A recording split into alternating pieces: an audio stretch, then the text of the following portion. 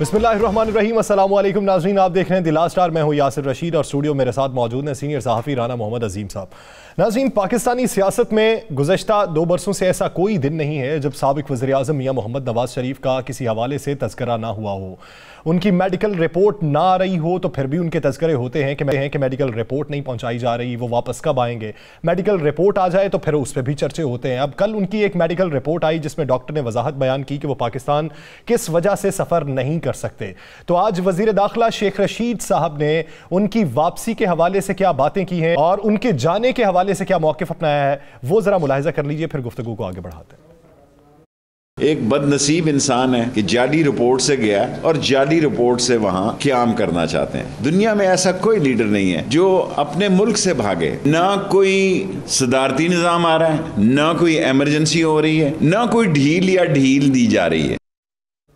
अब ये तो मौक़िफ़ है वज़ीर दाखिला शेख रशीद साहब का, लेकिन साबिक़ वज़ीर-ए-आज़म मियां मोहम्मद नवाज़ शरीफ की जो साहबजादी हैं मरियम नवाज़ साहिबा, वो मियां साहब की वापसी के हवाले से जो उनका पहला बयान था वो 23 जून 2021 का था और जो उनका आखिरी बयान था वो 18 जनवरी 2022 का है। ये मेडिकल रिपोर्ट आने से पहले की बातें हैं, तो उनके वो बयानात भी ज़रा मुलाहिज़ा कर लेते हैं। इंशाल्लाह बहुत जल्दी आप मुझे ये गारंटी दें कि नवाज शरीफ वापस आएंगे, उनको इंसाफ मिलेगा और उनकी जिंदगी को खतरा नहीं होगा। मैं उनको शाम की फ्लाइट से बुलाऊंगी। ख्वाहिश है कि वो कल ही आ जाएं, बहुत जल्दी वापस आएंगे। वो भी आने को बेचैन है। पार्टी की मशावरत के साथ नवाज शरीफ साहब फैसला करेंगे। मुझे ऑनेस्टली नहीं पता कि जो अयाज सादिक साहब ने क्या बात की है, किसकी तरफ उनका इशारा था, मैं नहीं जानती। कब तक आएंगे पाकिस्तान?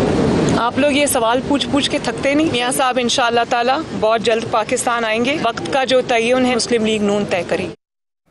सहाफ़ियों से पूछा जाता है कि क्या आप ये सवाल करते थकते नहीं हैं, लेकिन लीगी रहनुमा उनकी वापसी के हवाले से काफ़ी पुरुमीद भी थे और मुख्तलिफ अखबार में वो बातें भी करते रहे।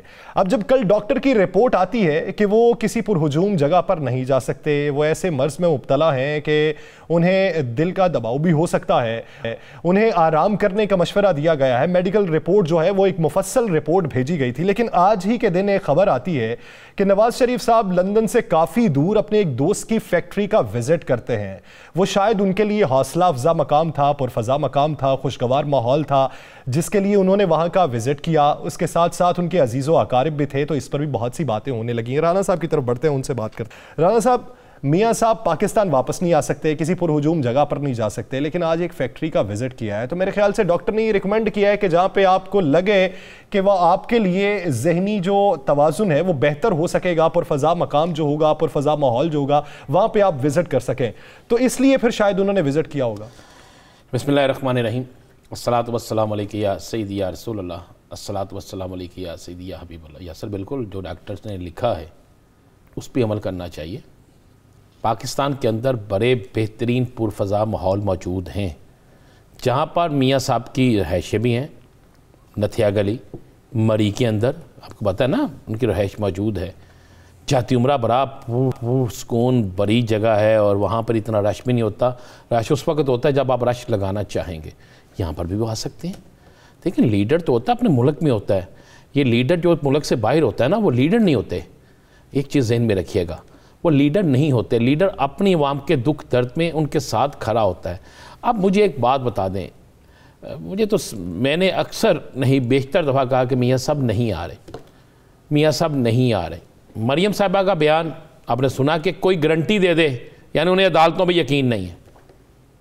जिन अदालतों से उन्हें इंसाफ मिल रहा है उस पर भी उन्हें यकीन नहीं है, तो वो कह रहे गारंटी दे दें, इसका मतलब मियाँ साहब बीमार नहीं है ना। दूसरी दफ़ा वो कह रही है कि मियाँ साहब जल्द आ रहे हैं। फिर वो कह रहे हैं कि मियाँ साहब की वापसी का फैसला पार्टी करेगी। उन्होंने किसी जगह नहीं कहा उनकी वापसी का फैसला डॉक्टर करेंगे, पार्टी करेगी। फिर अयाज सादक स्पीकर कौमी असम्बली, बड़े मोतबर शख्सियत हैं। अयाज सादक साहब ने क्या कहा कि मैं खुद उन्हें लेने जा रहा हूँ, यही कहा ना, साबिक स्पीकर हैं, उन्होंने ये बात कही। अब मुझे होता है मियाँ जवेद लतीफ़ साहब का बयान भी आप निकाल के देख लें। क्या सियासत के अंदर झूठ लाजम है? क्या सियासत के अंदर यह बताना लाजिम है कि हमने झूठ ही बोलना है? मरियम मियाँ नवाज शरीफ साहब के बाद मरियम पार्टी को लीड कर रही है ना। बेशक शहबाज शरीफ साहब सदर हैं, लेकिन लीड मरियम कर रही है। मरियम के बयान आपने सुन लिए, अयाज सादक साहब का बयान आपने सुन लिया, आपने मियाँ जवेद लतीफ़ साहब के बयान भी अक्सर सुन लिए। अब मुझे बताएं सच कहाँ पे है? सच ये है कि मियाँ मोहम्मद नवाज शरीफ नहीं आ रहे।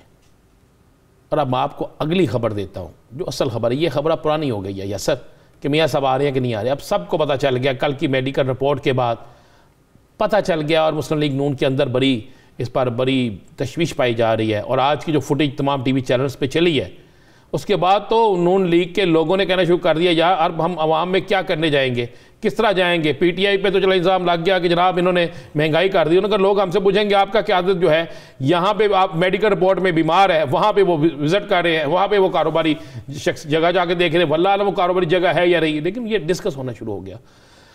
अब यह सर पीटीआई फैसला कर चुकी है कि अब खुल के खेलना है।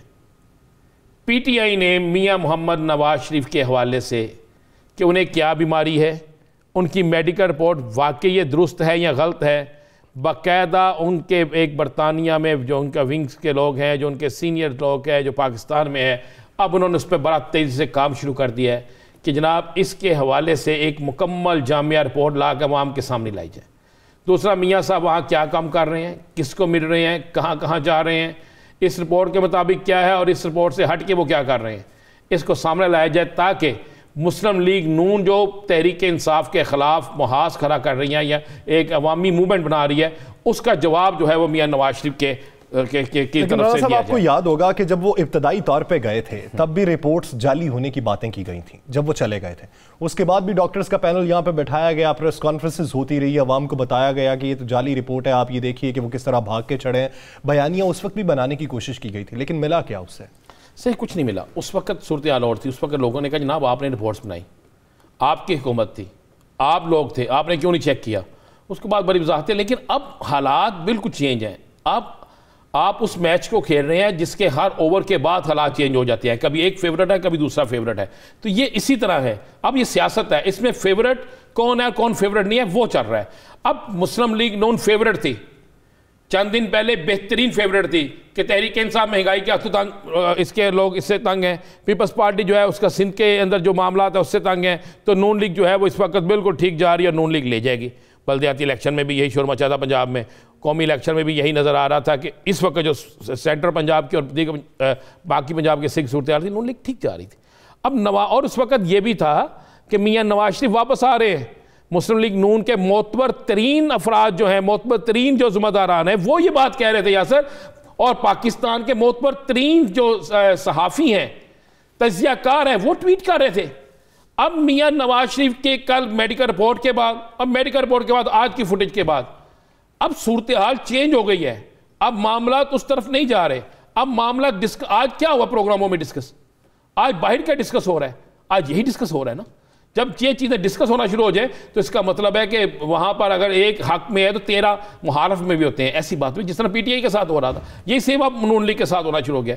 अब पीटीआई जो है वो इस मुहाज पे खेलने के लिए तैयार हो गई है। आज शेर रशीद ने कहा पहली रिपोर्ट भी जाली थी, अब भी जाली है। जब पहली रिपोर्ट गई थी उस वक्त भी शेर रशीद साहब वजीर थे और अब भी वजीर है। उन पहली जाली रिपोर्ट्स किसने बनाई, उसको गिरफ्तार क्यों नहीं किया गया। अब जाली रिपोर्ट जिसने बनाई उसको चैलेंज क्यों नहीं किया गया। अब ये उस रिपोर्ट्स को चैलेंज करने, उन रिपोर्ट्स के हवाले से अहम तरीन चीज़ें लाने। और मैं आपको बता रहा हूँ आने वाले चंद दिनों में कुछ नई वीडियोस अब मियाँ साहब के हवाले से ये सामने लाने लगे हैं। कुछ ऐसी वीडियोस हैं जिसमें कुछ मुलाकातें भी हैं जो शायद आज है, जिसमें शायद जो सियासत के अंदर मुस्लिम लीग के लिए नुकसानदेह हो। इसी तरह कुछ चीज़ें ऐसी हैं कि जिससे ये वो तासर लाने की कोशिश करेंगे कि मियाँ साहब बीमार नहीं है, बल्कि मियाँ साहब सिर्फ इंतज़ार कर रहे हैं किसी चीज़ का कि वो मुझे मिल जाए या उस जगह से मुझे ग्रीन सिग्नल मिल जाए तो उसके बाद मैं पाकिस्तान वापसी का अपना रास्ता लूँ। फिर डॉक्टर्स की रिपोर्ट आ जाएगी कि मियाँ साहब सफ़र के काबिल हैं, फिर ये रिपोर्ट आ सकती है। अब इस पे जा रहे हैं। देखिए मैं ये वो चीज़ें बता रहा हूँ आपको, वो खबर ब्रेक कर रहा हूँ जिस पे आज काम शुरू हो गया है। और आइंदा मैं आपको बता रहा हूँ चंद दिनों में नई वीडियो सामने आने वाली हैं। आइंदा चंद दिनों में मज़े वाली बात है कि कुछ लोगों ने तो मुझे यहाँ तक कहा कि हो सकता है कि ये बात सामने आ जाए कि जिस डॉक्टर्स ने रिपोर्ट भेजी है हो सकता है वो मियाँ साहब का मुआलज पुराना मुआलज ही ना हो। और अगर पुराना मुआलज है तो हुकूमत तो क्लेम यही करती है कि पुराने मुआलिज हैं उनके। अगर पुराने मुआलिज हैं तो फिर जो रिपोर्ट है वो ठीक नहीं है। ये सारी चीज़ें मैं आपको बता रहा हूँ कि जो बाकायदा आज डिस्कस हुई हैं आज डिस्कस होने के बाद इस पर टीमें तश्कील दे दी गई हैं। टीमें जो हैं टीमों ने बाकायदा इस पर काम शुरू कर दिया है। और अब उनका टारगेट ये नहीं है कि जनाब किसको करना है, किसको नहीं करना है, किसको करना। अब उनका टारगेट है कि एक मियां नवाज शरीफ की रिपोर्ट, दूसरा मियां नवाज शरीफ की सरगर्मियाँ, इन्हें सामने लाकर मुस्लिम लीग नून को बैक फुट पे भी किया जाए। चले, ये ठीक हो गया, ये हुकूमती तैयारी होगी आने वाले दिनों की। अब आने वाले दिनों में जब मेडिकल रिपोर्ट आई है, तशवीश की लहर भी पाई जाती है, तो नून लीग की भी कोई प्लानिंग होगी? नून लीग की प्लानिंग जो है वो मैं आपको बता दूं, नून लीग की जो प्लानिंग थी इस मेडिकल रिपोर्ट और आज की इस फुटेज के बाद बड़ी मायूस कुन हो गई है। अब ये करने लगे हैं कि मरियम साहिबा को बाहर निकालने लगे। मरियम साहिबा जो हैं वो हर ज़िले में जाएंगी, एक तहरीक की सूरत इख्तियार करेंगी ताकि अवाम को यह तासर मिले, और हर उस तहरीक में वो यही लफ्ज़ कहेंगी कि मियाँ साहब का आपके लिए पैगाम और मियाँ साहब जल्द वापस आ रहे हैं। हालांकि इन तमाम चीज़ों के बावजूद, इन तमाम रिपोर्ट्स और वाक़यात के बावजूद फिर वो यही कहेंगे। ये भी मुस्लिम लीग नून ने आज अपनी हिकमत अमली बना ली है, जबकि शहबाज शरीफ साहब अभी अवामी तहरीक के मूड में नहीं है। चलें मैं आपको एक और चीज़ खबर दे देता हूँ। ये जो 23 मार्च का मार्च है ना, 23 मार्च के हवाले से आज मियाँ साहब की हदायत आ गई है। एक नई हदायत ये आ गई है कि 23 मार्च के हवाले से मौलाना फजलुर रहमान सिर्फ रब्ता करेंगे तो मरियम साहिबा से करेंगे। अच्छा। और जो हदायत होगी वो मरियम साहिबा और उस्ताद मोहतरम के ज़रिए होंगी, और जो वो कहेंगे वही पॉलिसी होगी, उसी पे बात की जाएगी, उसी पे सब कुछ किया जाएगा। और मौलाना साहब को ये भी कहा गया है कि वहाँ पर रोज़ाना जितने दिन आप धरने में बैठेंगे, मियाँ मोहम्मद नवाज शरीफ उस पर खिताब फरमाएंगे, टेलीफोनिक खिताब फरमाएंगे। सही, यानी वो ये कह दिया गया है कि ना शहबाज शरीफ, ना शाहिदा खान अब्बासी, ना कोई और, सिर्फ मरियम साहिबा जो हदायत करेंगी उसके मुताबिक होगा। और नहीं, इससे तो फिर तासुर ये जाता है कि मियाँ शहबाज शरीफ साहब का खिताब भी नहीं होगा। नहीं, खिताब तो मियाँ शहबाज शरीफ का 1000% होगा। अच्छा। और एक नहीं, 3 जगह पे खिताब होगा, लाहौर भी होगा, इस्लामाबाद भी होगा, और एक किसी और जगह भी हो जाएगा। इसके अलावा अगर आप ये कहें जो इख्तियार होगा, खिताब और इख्तियार में फ़र्क है ना। अब जब मियाँ नवाज शरीफ का खिताब शुरू होगा तो शहबाज शरीफ का खिताब तो ज़ीरो हो गया। जब मरियम का खिताब शुरू होगा शहबाज शरीफ का खिताब तो ज़ीरो हो गया। शहबाज शरीफ की लाइन और मरियम की लाइन में ज़मीन आसमान का फ़र्क है। मरियम क्या लाइन लेती है और शहबाज शरीफ क्या लाइन लेते हैं, सारी दुनिया को पता है। तो इन सारी चीज़ों के बाद अब एक नई खिचड़ी जो है ना वो तैयार हो चुकी है। नून लीग की जो प्लानिंग है वो प्लानिंग पे चल रहे हैं, लेकिन उसके साथ साथ नून लीग के कुछ बड़े जो हमेशा बड़े एक्टिव, वो बड़े फ्रंट पे नज़र आते थे, वो आजकल आपको बड़े पीछे नज़र आ रहे हैं।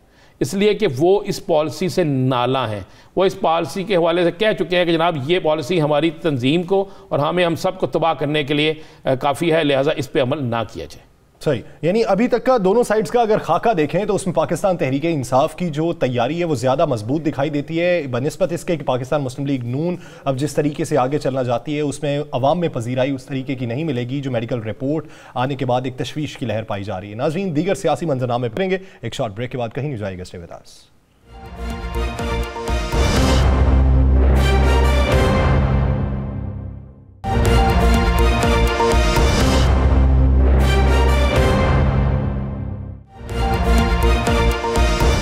ब्रेक के बाद एक बार फिर से खुशामदीद। नाज़रीन, पाकिस्तान की मजमूई सियासी मंजरनामे की बात करते हैं जिसमें इस वक्त हलचल ये है कि मईशत को मुस्तहकम करने के लिए हुकूमत जो इकदाम कर रही है अपोजिशन की नज़र में वो नाकाफ़ी हैं, उससे बोझ अवाम पर मजीद मुंतकिल हो रहा है। इसी वजह से महंगाई मार्च के चर्चे हैं, इसी वजह से अपोजिशन प्लानिंग कर रही है। लेकिन हुकूमत सर तोड़ कोशिशों में मसरूफ़ है कि 3 माह के अंदर शायद कुछ बेहतरी आ जाएगी, लेकिन वो अगर माशी अदाद शुमार देखें तो बेहतरी हमें दिखाई नहीं देती।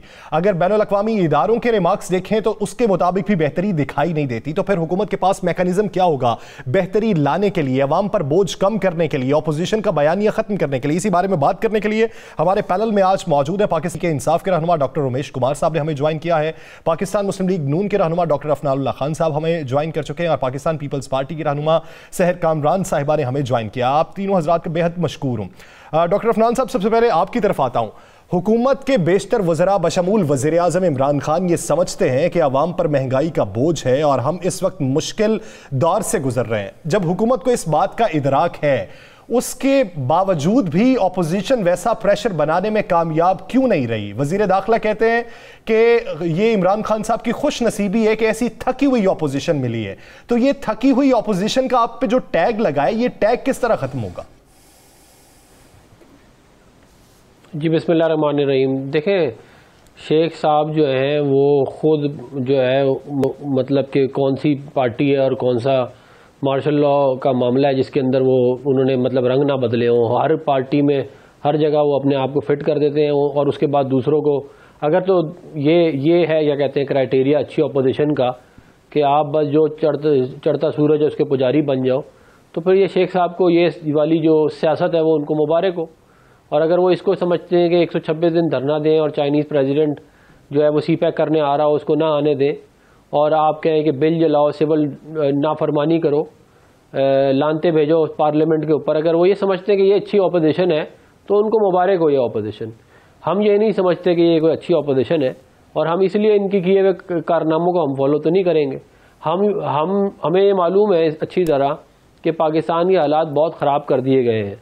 पाकिस्तान के अंदर महंगाई का मामला हो, अनएम्प्लॉयमेंट का मामला हो, आपकी जो है वो कारोबारी सरगर्मियों का मामला हो, आपकी जो है वो अपना इन्फ्लेशन हो, ये सारी चीज़ें जो है बिल्कुल आउट ऑफ कंट्रोल हैं तकरीबन।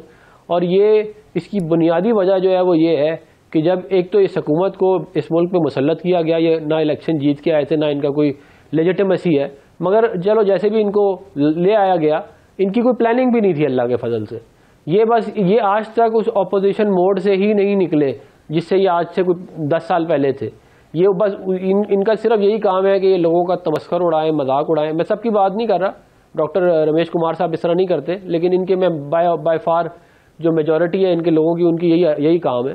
तो और उसके अंदर ही हमसे बहुत आगे हैं। अफरान भाई, हम इनका मुकाबला नहीं अफरान भाई, हुकूमत की तो कोई प्लानिंग नहीं, जिस तरह आप कह रहे हैं हुकूमत के पास मान लिया कोई ऐसी चीज़ नहीं है, लेकिन अपोजिशन तो मंजी हुई अपोजिशन है। पीपल्स पार्टी और नॉन लीग बड़े पुराने सियासतदान हैं, इनकी प्लानिंग क्यों नहीं है?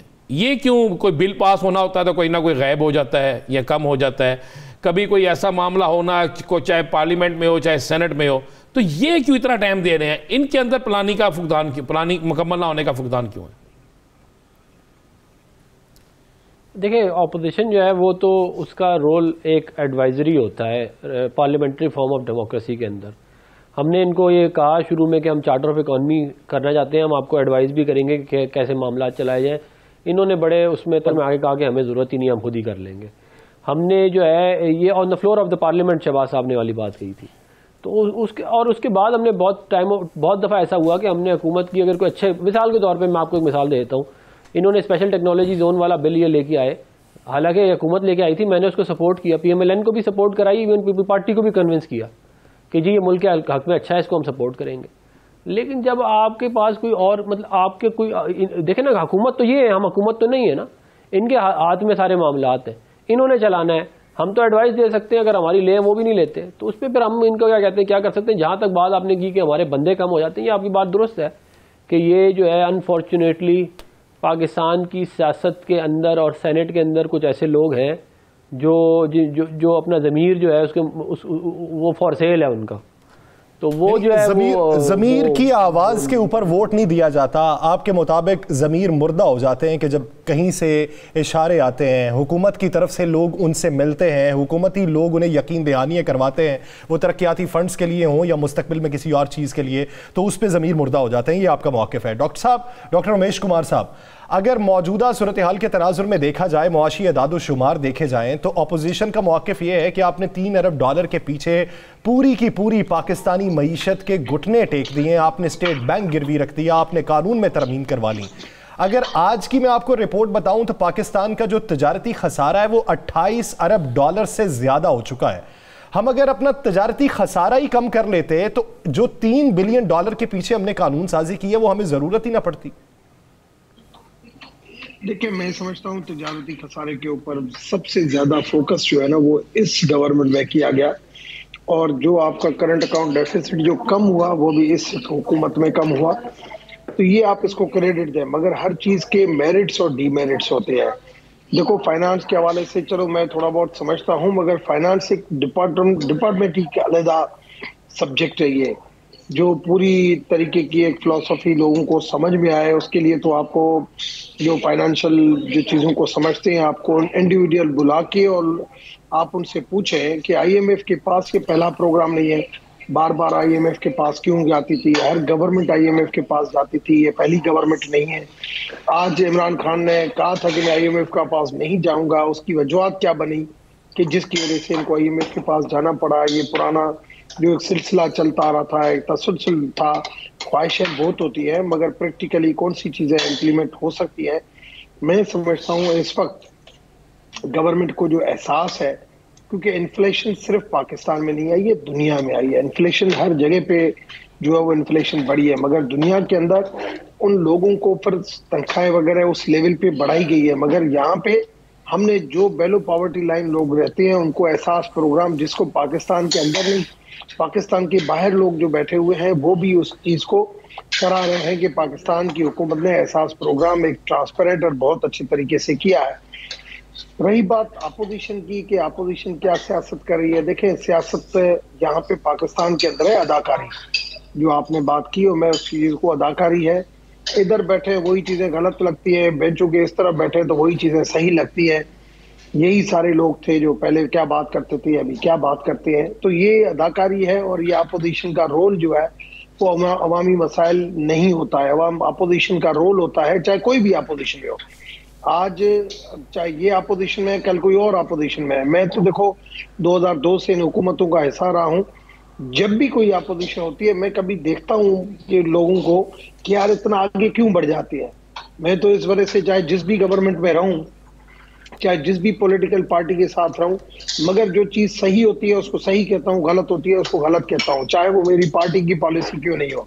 मगर मैं हमेशा क्योंकि अपने ज़मीर से बात करता हूँ कि नहीं ये, क्योंकि अगर पार्टियों के हवाले से जाते हैं, गवर्नमेंट की बहुत सारी मजबूरियाँ होती हैं, पब्लिक पल्स दूसरा भी होता है कि पब्लिक तो चाहती है कि पेट्रोल भी नहीं बढ़े, पब्लिक चाहती है कि लाइट भी नहीं बढ़े, हम बिल भी नहीं दें। तो ये सिस्टम जो है ना, सिस्टम में लाने के लिए हमें। अच्छा रमेश साहब, मुझे ये बता दें कि आपके पास वो कौन सी जादू की छड़ी है या कौन सा ऐसा प्रोग्राम है कि आप समझते हैं कि 3 माह में हालात आप बेहतर कर लेंगे? देखिए मेन मसला ये है कि इकोनॉमी, अगर आईएमएफ का प्रोग्राम आज वो हो जाता है तो आईएमएफ के साथ जो है ना एक रिकग्निशन हो जाती है और दूसरे इदारों के, एशियन बैंक हो गई, वर्ल्ड बैंक हो गया, दूसरे जो ममालिक हैं जो इस मुल्क के अंदर इन्वेस्टमेंट करना चाहेंगे वो भी समझेंगे कि पाकिस्तान आज आईएमएफ के दौर में आ गया है। इसका मतलब ये कि पाकिस्तान की इकोनॉमी राइट स्मिथ में है और राइट डायरेक्शन में है। तो इस वजह से उससे एक उम्मीद की किरण जाती है। चले, इकोनॉमी राइट डायरेक्शन में इसमें मजीद भी मैं आपकी तरफ आऊंगा और आपका मौक़िफ़ हासिल करूंगा कि मौजूदा सूरत हाल के तनाजुर में हमारी माशी जो मुस्तहकम पॉलिसी जो है वो किस डगर पे गामज़न है, इस पर मजीद भी आप बात करूंगा। सहर साहिबा, अगर मौजूदा सूरत हाल देखी जाए, तमाम अपोजिशन जमातें, कोई भी एक ऐसी जमात नहीं है जो हुकूमत की इत्तेहादी हो, उसके अलावा बाकी जितनी भी जमातें हैं वो ये समझती हैं कि मौजूदा मुल्की मुआशी सूरत हाल, सियासी सूरत हाल इस हद तक ज़बूं हाली का शिकार है कि माजी में कभी भी नहीं थी। ये तमाम जमातें मुत्तफ़िक हैं, लेकिन हुकूमत के मुखालिफ कोई तहरीक चलानी हो तो तमाम अपोजिशन जमातें बटी हुई दिखाई देती हैं, वो पीडीएम के अंदर भी हों या पीडीएम से बाहर हों। इसकी बुनियादी वजह क्या है? अपोजिशन मुत्तहिद क्यों नहीं हो सकी अवामी मसाइल पर? बहुत शुक्रिया। देखिए, पहली बात ये कि बड़ी बात की रमेश कुमार साहब ने अदाकारी, तो मैं कहूँगी इमरान खान साहब ने जो अदाकारी के जौहर दिखाया ना कंटेनर पे, वो तो पाकिस्तान की तारीख में उसकी दूसरी मिसाल नहीं मिलेगी। इस अदाकारी के पीछे इन्होंने पूरे पाकिस्तान की जो है ना, मैं समझती हूँ ना सिर्फ मईशत, उसकी जो है एक पॉलिटिकल स्टेबिलिटी और गवर्नेंस, हर चीज़ को सेक्रीफाइस कर दिया। और वो हमें हर जो है आप शोबे में देख लें वो नज़र आती है। हर जो है वो इशू जो है वो सानेहा बन के ख़त्म होता है, हर जगह पे बहरान नज़र आते हैं। तो मैं तो समझती हूँ कि सवाए बहरान की हुकूमत ने कुछ नहीं दिया। आप बिल्कुल बचा फरमा रहे हैं कि अपोजिशन इकट्ठी क्यों नज़र नहीं आती। अपोजिशन इकट्ठी नज़र आती है, लेकिन अगर आप ये चाहते हैं कि मुख्तलिफ अपोजिशन पार्टीज एक दूसरे में जम हो जाएँ, उनकी आइडियोलॉजी एक हो जाए, उनके मैनिफेस्टो एक हो जाए, तो ऐसा नहीं हो सकता। देखिए, हर पार्टी का अपना मैनिफेस्टो है, अपनी आइडियोलॉजी है, अपनी जो है उनका तरीक़ेकार है, अपनी हिकमत अमली है। लेकिन जहाँ पर इकट्ठा होना चाहिए पार्लियामेंट में, आपको अपोजिशन हमेशा इकट्ठी नजर आती है। अब ये बात बिल्कुल दुरुस्त है कि शोबदाबाजियां जो है उनका स्टेट बैंक के बिल पे सारी ये सेनेट में अपोजिशन इकट्ठी थी। मैं आपको यही बता रही हूँ, देखिए जो शोबदाबाजियां हैं उनका मुकाबला करना मुश्किल है। पहली बात यह है कि आप ये देखें कि अपोजिशन पार्टीज बिल्कुल अपोजिशन पार्टीज इकट्ठी थी।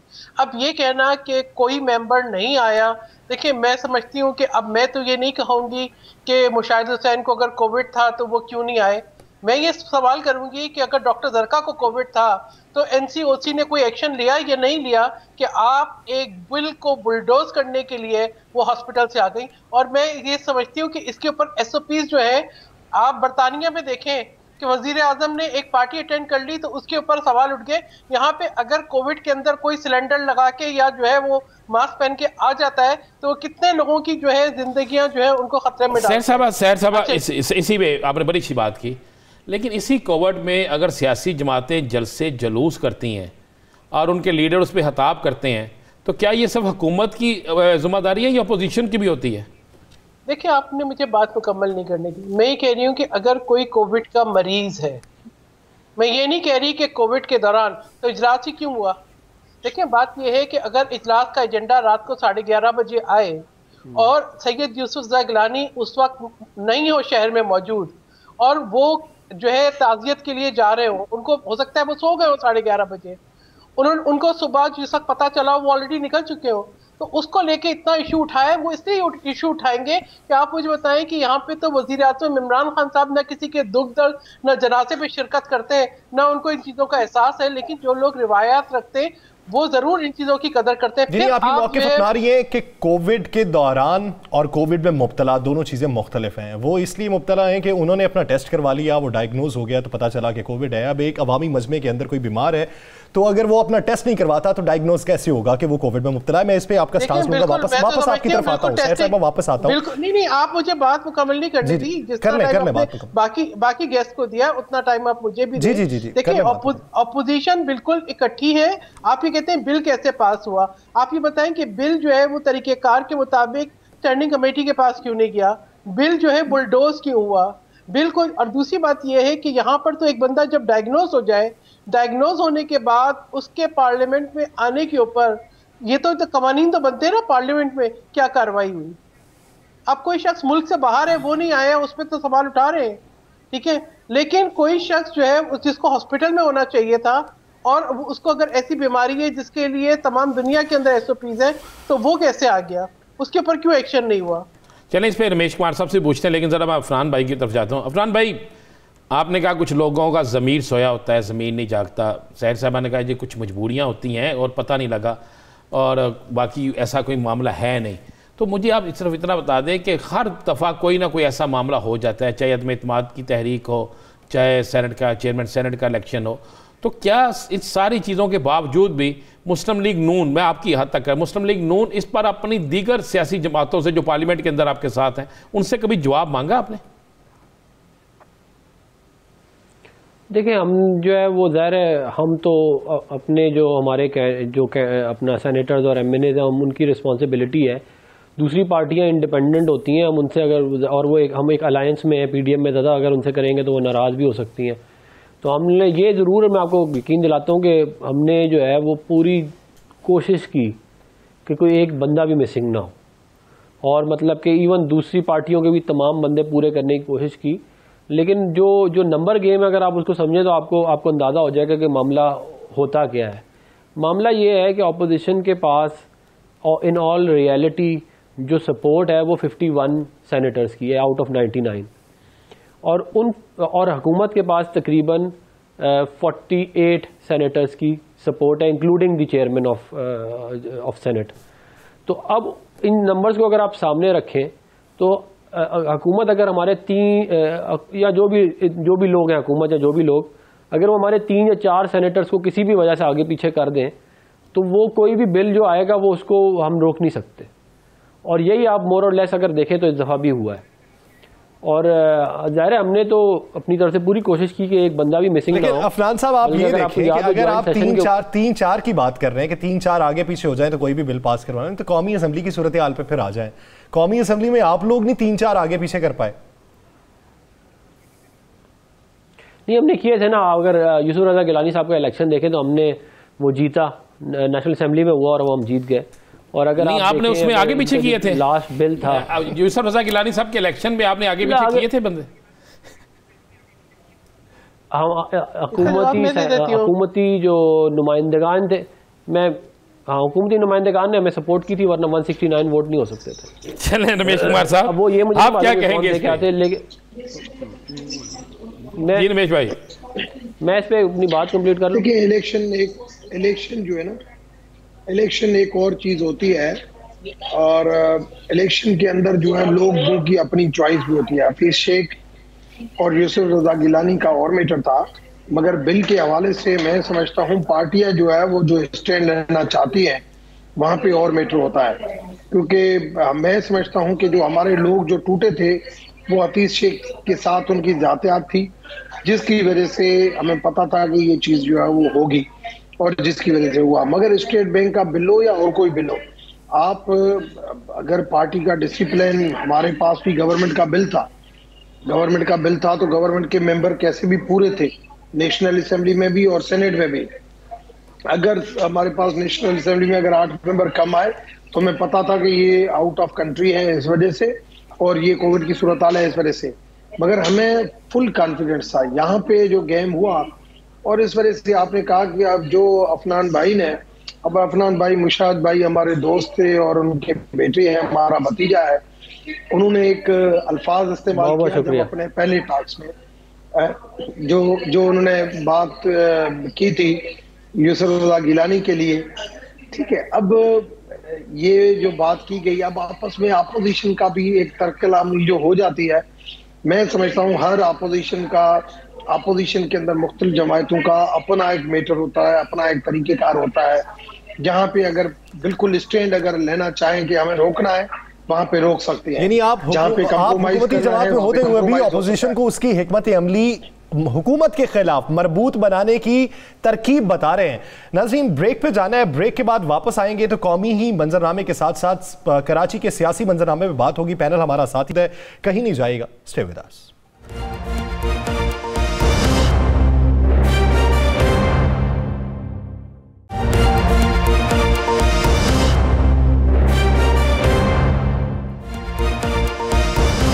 ब्रेक के बाद एक बार फिर से खुशामदीद। नाज़रीन, जहां पर कौमी सियासी मंजरनामे की बात हो रही है, वहां पे कराची के सियासी मंजरनामे की भी बात कर लेते हैं। जो सिंध का लोकल गवर्नमेंट एक्ट है, उस पर अपोजिशन जमातें जो इस वक्त एहतजाज की सियासत पे माइल थीं, जमात इस्लामी के साथ पाकिस्तान पीपल्स पार्टी के वफ्द ने बारहा मुज़ाकरात किए। आज वज़ीर आला सिंध जो हैं वो कराची में जमात इस्लामी के दफ्तर पर पहुंचे, हाफिज़ नईमुर रहमान साहब के साथ मुलाकात की है, और इसके साथ साथ उन्होंने ये कहा कि वाटर बोर्ड के जो इख्तियारात हैं वो मेयर को मुंतकिल किए जाएंगे। सेहत और तालीम से मुतल्लिक जो है बात वो डिस्कशन में है, वो आगे चल के की जाएगी। अब ये जो सियासी मंजरनामे पे दीगर अपोजिशन जमातें हैं, ये पाकिस्तान पीपल्स पार्टी के साथ साथ जमात इस्लामी पे भी तनकीद करना शुरू हो चुकी हैं। अगर एक बेहतरी का फैसला हो रहा है तो वो सबको कबूल क्यों नहीं है? तो पाकिस्तान पीपल्स पार्टी का इस बारे क्या मौक़िफ़ है? सहर कामरान साहिबा की जानिब बढ़ता हूँ। साहिबा, एक तरफ तो सुप्रीम कोर्ट का हुक्मनामा है, उस पर अभी सिंध हुकूमत सोच रही है कि रिव्यू में जाना है या नहीं जाना, लेकिन अगर एक बेहतरी की बात हो रही है, वो चाहे जमात इस्लामी के साथ हो, पीएसपी के साथ हो, तो वही बात आप पीटीआई के साथ, जीडीए के साथ या एमकेएम के साथ क्यों नहीं करते? देखिए, पहले तो मैं ये कहूँ कि आज की जो सूरत हाल है उसको ज़रूर सामने रखें। बलूचिस्तान में जिस तरीके से जो है नोशकी में जो है जो एफसी के फायरिंग हुई, धमाके हुए, और एक दहशतगर्दी की लहर दोबारा नज़र आ रही है, तो मैं कहूँगी खुदारा आपको कराची से मोहब्बत है तो कराची के अमन को तबाह ना कीजिए। पीपल्स पार्टी वो पार्टी है जिसने हर एक से बातचीत की है। अगर ये बोलें कि पीपल्स पार्टी एमकेएम के पास नहीं गई या पीपल्स पार्टी जमात इस्लामी के पास नहीं गई या पीटीआई से बात नहीं की, पीपल्स पार्टी हर एक से बात कर रही है। अब मैं ये कहूँगी कि देखें, जिस अदालती फैसले की आप बात कर रहे हैं वो 2020 के कानून पे था, 2021 से इस्लाहाती अमल स्टार्ट हुआ और आज जो है हालात बिल्कुल मुख्तलिफ हैं। उसके बावजूद भी जो है पीपल्स पार्टी हुकूमत में होने के बावजूद, मेजॉरिटी में होने के बावजूद भी ये चाहती है कि बातचीत से मामला हल हो। अब जो लोग पीपल्स पार्टी पे उंगलियां उठा रहे हैं, जिनके पास बल्दियाती इदारे इतने सालों रहे, जिनके आपस में एक दूसरे के धड़े के ऊपर जिस किस्म के इल्जामात हैं, उनको अगर सामने रखे तो मैं कहूँ कि इनको शर्मसारी के अलावा कुछ नहीं मिलेगा। क्यों एक दफा फिर एक सोचे समझे मंसूबे के तहत जिस दिन PSL स्टार्ट होने वाला होता है उस दिन जो है आप चल पड़ते हैं वहां पे जहां पे गैर मुल्की खिलाड़ियों को ठहराया हो। तो ये आपकी अपनी पॉलिटिकल एग्जिस्टेंस के लिए, क्योंकि आप समझ रहे हैं आज हालात ऐसे हो गए हैं कि ये हुकूमत चलने वाली नहीं है, इलेक्शन में जाना होगा, तो आप अपनी पॉलिटिकल एग्जिस्टेंस के लिए इस तरह के इश्यूज खड़े कर रहे हैं।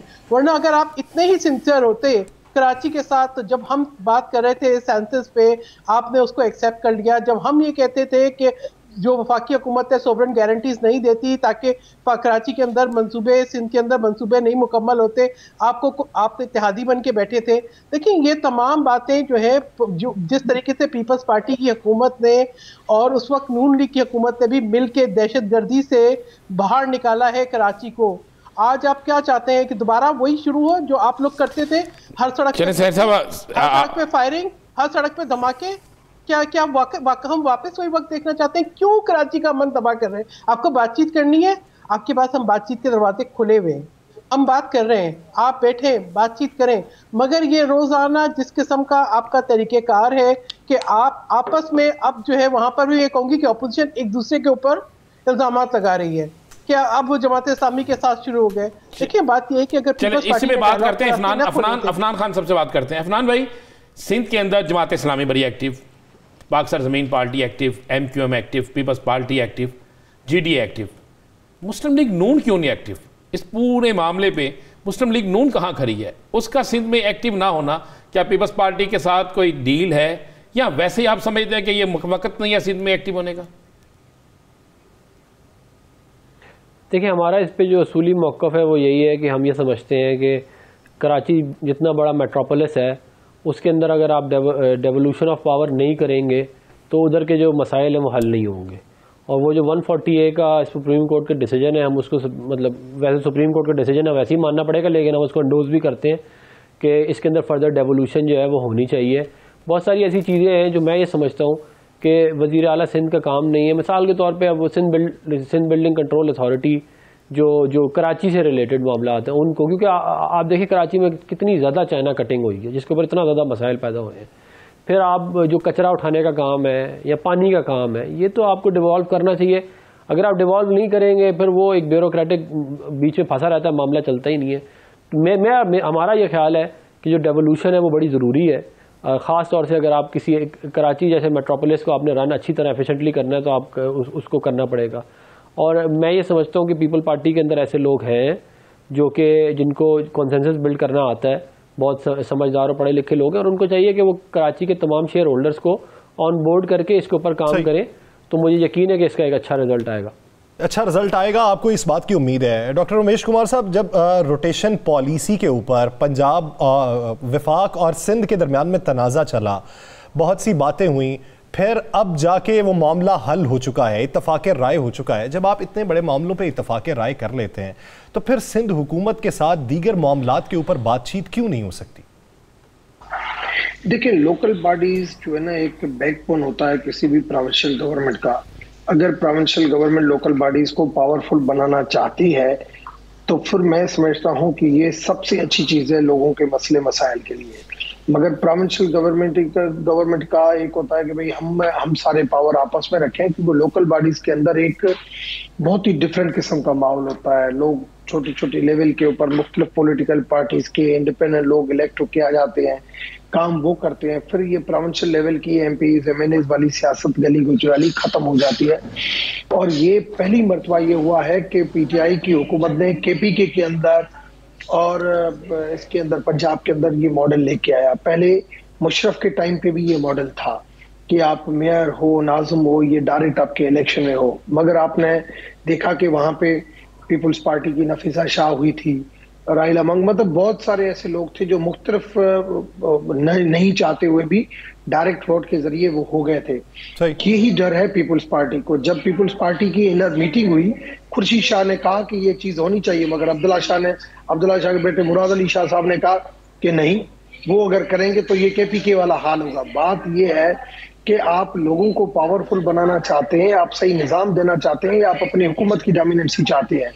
और ये देखें कि जितनी भी पॉलिटिकल पार्टी एग्जिस्ट करती हैं सिंध के अंदर, जमायत इस्लामी हो, पाक सरजमीन हो, MQM हो, सारे PTI है, GD है, सारी एक ही एजेंडा के ऊपर खड़ी है। मगर जो प्रोविंशियल गवर्नमेंट है, जो कभी नहीं, बार बार मुझे समझ में नहीं आता कि आसिफ जरदारी साहब कहते हैं कि मैंने 18th अमेंडमेंट करके और अपना सदारती पावर खत्म किया। भाई यहाँ पे फिर आप मुराद अली शाह को भी कहें कि भाई ये भी जो है वो दूसरा ये कि मैं समझता हूँ चीफ जस्टिस साहब की जो जजमेंट है लोकल, यानी अगर 18वीं तरमीम के तहत सूबों को इख्तियारात दिए गए हैं तो फिर आप उसी पैराए पे अमल दरामद करते हुए आप इख्तियारात की निचली सतह तक मुंतकली की सोच को अपनाते रहिए, और वही ट्रेंड अगर आप आगे चलाएंगे तो मुल्क की बेहतरी भी होगी, सूबे की बेहतरी भी होगी, पार्टी का नाम भी होगा। बहुत शुक्रिया डॉक्टर उमेश कुमार साहब, डॉक्टर अफनानुल्लाह खान साहब और सहर कामरान साहिबाले से अपना वक्त देने के लिए। नाज़रीन, पाकिस्तानी सियासत में अगर नुकात एक जैसे हो जाएं और वो हों अवाम की बेहतरी के, तो फिर कोई भी हल निकाला जा सकता है। दीगर इश्यूज पे बात करेंगे एक शॉर्ट ब्रेक के बाद, कहीं नहीं जाएगा, स्टे विद अस।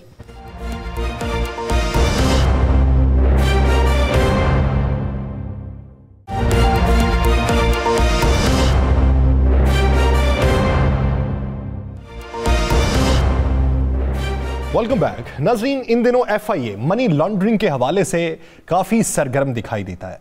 अगर देखा जाए क्रिप्टो करेंसी के हवाले से, डिजिटल करेंसी वो मनी लॉन्ड्रिंग के जरिए बाहर जा रही हो या दीगर पैसा जो है वो पाकिस्तान से बाहर मुंतकिल किया जा रहा हो, तो FIA फौरी तौर पर एक्शन लेता है। पिछले दिनों टिकटॉकर हरीम शाह जो हैं उन्होंने एक वीडियो पोस्ट की जिसमें वो बताया गया कि पैसे मैं बाहर लेके आई हूँ, मुझसे तो किसी ने पूछा नहीं, अगर आपने लाने हैं तो एहतियात से लाइएगा। उस पर FIA ने एक्शन लिया। बाद में उनका रोना धोना सामने आ गया है, पैसे मेरे तो है नहीं, मैंने तो एक वीडियो बनाई थी। अब ये स्कैंडल क्वीन भी हैं पाकिस्तान के अंदर। बेशतर हमारे मिनिस्टर्स ऐसे हैं, सियासतदान ऐसे हैं जो इनके स्कैंडल्स के झांसे में आते रहे हैं। अब एक ऐसा स्कैंडल है जिसमें ये खुद आने वाली हैं। अब उसकी तहकीकात क्या है, उसके अंदर की कहानी क्या है, ये तो राना साहब से जानेंगे। राना साहब, कहानी क्या है? एक तरफ FIA की तहकीकात है, अब उस चुंगल से ये निकलती हैं या नहीं निकलती, वो तो इनके गिर्द कानूनी दायरा कार जो तंग होता जा रहा है। ये नई कहानी क्या? यार सर, बड़ी मस्त की बात है कि हरीम शाह टिकटॉक बेइंतहा पॉपुलर हुई, बेइंतहा स्कैंडल सामने आए। दुबई गई तो वहाँ पे कुछ ना कुछ हो गया, पाकिस्तान आई तो कई सियासतदान जो हैं उनके हवाले से ऐसी गुफ्तगू हो गई कि लोग परेशान हो गए। पता नहीं, ये चलता रहा सारा। अब आके पाकिस्तान के अंदर 2 टिकटॉकर ऐसे हैं, दोनों में से एक का तलब, एक जो है उस पर 2 FIR हो गई, उसका तलब भी एक निजी TV चैनल से है, और क्रिप्टो करेंसी के हवाले से उसका बड़ा अहम रोल था, उसको फैलाने के हवाले से बड़ी चीज़ें, मैं उसका नाम अगर कहते हैं तो ले दूंगा। तो एक वो उस पर FIR हुई, उस पर गिरफ्तारी उसके अमल में आई। उसके बाद अब जब इन्होंने एक वीडियो लॉन्च की जिस पे उन्होंने कहा ये इतने पैसे मैं पाकिस्तान से ले आई, तो उतने पैसे लाने के बाद वो जैसे ही उस पर इन्वेस्टिगेशन शुरू हुई तो यासर बड़ी कमाल की चीज़ें सामने आई। कमाल की चीज़ें ये सामने आई कि वो हरीम शाह जो वज़रा के साथ देखी गई, जिसकी वीडियो देखी गई, जिसने बड़े बड़े दावे किए, तो उसी के साथ शादी का एक दावेदार कराची के एक थाने में बाकायदा स्पाही है। बिलाल एक स्पाही भी है। ये जो अभी वीडियो देखें, मैं कह रहा बिलाल, ये भी बिलाल है, अच्छा, वो भी बिलाल है। अच्छा, वो एक ये दोनों मुख्तलिफ हैं, ये एक ही है, ये एक अलग मौजूद। ठीक, वो दावेदार है, कराची के एक थाने में वो तैनात है, सिपाही है, पुलिस का कांस्टेबल है, और उसकी रसाई सिंध के अंदर अहम तरीन शख्सियात के साथ है। वो सिंध के अंदर एक बड़े अहम जगह पर जब चाहता है, जिस वक्त चाहता है, आ जा सकता है। अब सोचने वाली बात थी, अदारों ने जब तहकीकात शुरू की, एक तो मैं आपको बता दूं, 2 तहकीकात, 2 ऐसी दरखास्तें, 2 ऐसी एप्लीकेशंस, या ऐसी आप कह सकते हैं तफ्तीश जो है, जो पहले कागज़ों की हद तक थी, अब वो अमली जामा उस पर पहना दिया गया, वो हरीम शाह के ख़िलाफ़ शुरू हो गई है। क्योंकि हाई कोर्ट का कुछ हुक्म है, उसके बावजूद उसकी वजह से ज़रा कुछ डिले हुआ है। अब वो बिलाल शाह जो कांस्टेबल है, एक कांस्टेबल आखिरकार इसके साथ किस तरह शादी हो गई, उसकी शादी का दावा ये किस तरह कर रही है। वो कांस्टेबल जो है, कराची में कांस्टेबल है। हरीम शाह की अप्रोच इतनी ज़्यादा है कि जिसकी इंतहा कोई नहीं। सोर्स ऑफ इनकम क्या है, इस पर काम शुरू हो गया है। अगर सोर्स ऑफ इनकम खामंद की तनहा है तो एक कांस्टेबल के पास तो इतने पैसे या सर हो ही नहीं सकते। और एक कांस्टेबल के पास जब इतने पैसे हो नहीं सकते तो फिर ये इनके पास सोर्स ऑफ इनकम क्या था? अगर वो कहते हैं टिकटॉक से पैसे आते हैं उनके है, तो उसके भी हिसाब से मैं आपको बता दूं कि इन्वेस्टिगेशन हुई है कि जितनी उनकी ट्रैवलिंग है, जितना उनके अकाउंट्स में थे, जितने वो जहाँ जहाँ जाके ठहरी हैं, उनके अखराजात के हिसाब से लुबाब ये है कि जितना वो पहनावा पहनती हैं, ये जितने अखराजात हैं उसके मुताबिक इनकम टैक्स पे नहीं है, इनकम टैक्स पे नहीं है। हाँ। उतनी उनके पास वो चीज़ें नहीं हैं। सही। उस पर एक बड़े खौफनाक जो इंकशाफ ये बिलाल स्पाई वाला सामने आया तो उस पर शुरू हो गया काम। इस पर सबसे बड़ा जो क्रेडिट जाता है ना वो FIA को जाता है और FIA के साइबर क्राइम को जाता है। आपको क्रिप्टो करेंसी जो हाथमा हुआ है ना उसका ये जो एक बहुत खौफनाक था, इस पर आपको FIA में बाबर बख्त कुरैशी साहब जो है साइबर क्राइम का हेड जो है, इनको बड़ा क्रेडिट जाता है। इन्होंने बड़ा इस पर, उनकी पूरी टीम ने, कराची की टीम ने भी इस पर बड़ा किया। लेकिन हरीम शाह के मामले पे तो आखिरी हद तक ये चीज़ें हैं कि बहुत बड़ा एक स्कैंडल हाई कोर्ट के फैसले के बाद बाहर आने वाला है, जिसके लिए खुद हरीम शाह स्कैंडल बनाती थी, वो बेचारी अब इस स्कैंडल में फंसने वाली है। और इनके साथ साथ वो भी फंसने वाले हैं जिनका नाम बिलाल है, जो एक कांस्टेबल हैं। वो कांस्टेबल होने के बाद किस किस जगह पे क्या क्या करता था, वो किस तरह इस चीज को बेचता था, ये मैं कुछ चीजें टीवी पे बयान नहीं कर सकते हम। जो स्कैंडल बनाया जाता था वो बिलाल को ऑब्लाइज करवाने के लिए बनाया जाता। मैं कह रहा हूँ कुछ चीजें ऐसी हैं जो अभी इन्वेस्टिगेशन में है, उसको सामने हम अभी ला नहीं सकते। लेकिन मैं आपको ये बता दूं कि स्कैंडल्स क्वीन जो थी वो खुद स्कैंडल में फंस गई हैं। और उसके साथ साथ एक बड़ी खौफनाक किस्म की चीज़ सामने आई है कि एक बड़ी टीम इस पे काम कर रही थी, एक बड़ी टीम काम कर रही थी। मैंने एक अफसर से पूछा, मैंने कहा आप इस चीज़ को सामने क्यों नहीं लाते? कहते यार जो भी इसको सामने लाता अगले दिन ये जाती है ट्विटर पे जाके कोई ऐसी बात उसके मतलब कह देती है कि सब डर के पीछे हट जाते हैं। उसके बाद सब डर के पीछे हट जाते हैं, इसलिए इनके खिलाफ ना टीवी पे आता है ना किसी जगह पे आता है। लेकिन ये स्कैंडल क्वीन जो है वो खुद एक स्कैंडल में बिल्कुल फंस रही है और उस स्कैंडल में साथ बिलाल और कुछ और लोग भी। FIA ने अपनी तहकीकात का दायरा कार वसी कर दिया है, तो देखिए फिर उस तहकीकात के नतीजे में नताइज क्या मौसूल होते हैं। नाज़रीन, द लास्ट आवर और राना अजीम साहब को दीजिए इजाज़त। अपना बहुत सा ख्याल रखिएगा। अल्लाह ने के बाद।